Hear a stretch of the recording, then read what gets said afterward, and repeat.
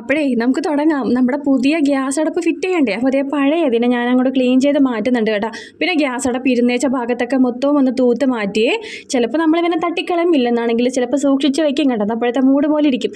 അപ്പോൾ അതേ പുതിയത് പൊട്ടിക്കാൻ വേണ്ടി പോണേണ്. അപ്പോൾ എൻ്റെ മുഖത്ത് 100ൻ്റെ ബൾബ് കത്തി. ചേട്ടനാണെങ്കിൽ അതിനിടക്ക് ഇതേ ബാക്ക്ഗ്രൗണ്ട് മ്യൂസിക് ഇടുന്നുണ്ട് കേട്ടോ.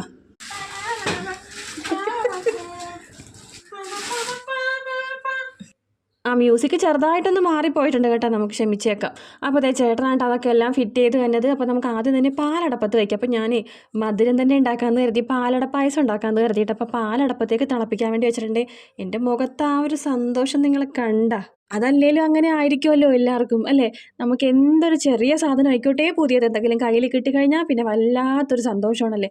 അപ്പോൾ അതൊക്കെ തന്നെയാണ് കേട്ടോ എൻ്റെ മുഖത്തും ഈ കാണുന്നത്. അങ്ങനെ ദേ ഇളക്കി ഇളക്കി നമ്മുടെ പാലട ഇവിടെ ഏകദേശം റെഡി ആയിട്ടുണ്ട്. അപ്പോൾ തീ ഓഫ് ആക്കുന്നതിന് മുൻപായിട്ട് ഞാൻ കുറച്ച് നെയ്യും കൂടെ ചേർത്ത് ഇളക്കി കൂട്ടിയെടുത്തിട്ടുണ്ട് കേട്ടോ. ദേ എന്നിട്ട് എല്ലാവർക്കും പായസം കുടിക്കാനായിട്ട് ഞാൻ കുഞ്ഞു ബൗളിലാക്കി കൊടുക്കുന്നുണ്ട് കേട്ടോ.